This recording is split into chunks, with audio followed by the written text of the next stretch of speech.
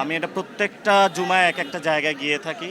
তো আমরা মসজিদ থেকে যখনই বের হয়েছি, বের হওয়ার পরে আইনমন্ত্রী আসাদুজ্জামানের সন্ত্রাসী বাহিনী এখানে যে নেতৃত্ব দিয়ে থাকে আব্দুল মজিদ, চাঁদাবাদ সন্ত্রাসের জনক, এবং এখানে ইসলামী বিশ্ববিদ্যালয়ের ছাত্রদল এর যিনি সভাপতি আছেন তার নেতৃত্বে হকি স্টিক, বিভিন্ন যে দেশীয় অস্ত্র নিয়ে আমাদের উপরে তারা হামলা করে।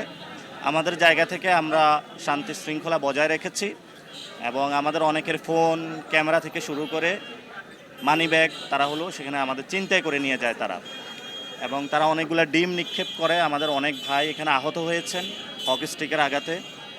তো আমরা এটা হলো তিনজনের তারা মাথা ফাটিয়ে দিয়েছে। আমরা এটা সুষ্ঠু তদন্ত এবং বিচার চাই। তো যিনি আইনমন্ত্রী দেশের, সেইখানে তার এলাকায় যদি এই ধরনের আইন শৃঙ্খলার অবনতি হয়, সেই জায়গা থেকে আমরা মনে করি যে আইনমন্ত্রী তার জায়গা থাকতে পারে না। ঠিক ঠিক। স্বরাষ্ট্রমন্ত্রী যিনি আছেন ওনার দেশের আইন শৃঙ্খলা অবনতি হওয়ায় ওনারা পদত্যাগ করা উচিত এবং আইনমন্ত্রীকে দ্রুত পদত্যাগ করিয়ে তারকে বিচারের আওতায় আনা উচিত। আইনমন্ত্রী যখন একজন সন্ত্রাসী হন, তার হাতে বাংলাদেশের আইন নিরাপদ না। ওনার হাত দিয়ে জুলাই সংস্কারের যে আমাদের আইনগুলা হয়েছিল সেগুলো কিন্তু প্রত্যেকটা আইন রহিত করা হয়েছে তার হাত দিয়েই।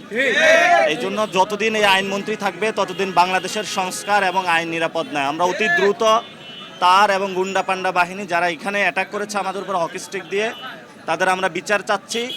স্বরাষ্ট্রমন্ত্রী হয়তো এটা বিচার করবেন, অথবা আমরা ঢাকা স্বরাষ্ট্রমন্ত্রীকে ঘেরাও দিব। এটার আমরা বিচার নিয়ে ছাড়বো ইনশাআল্লাহ।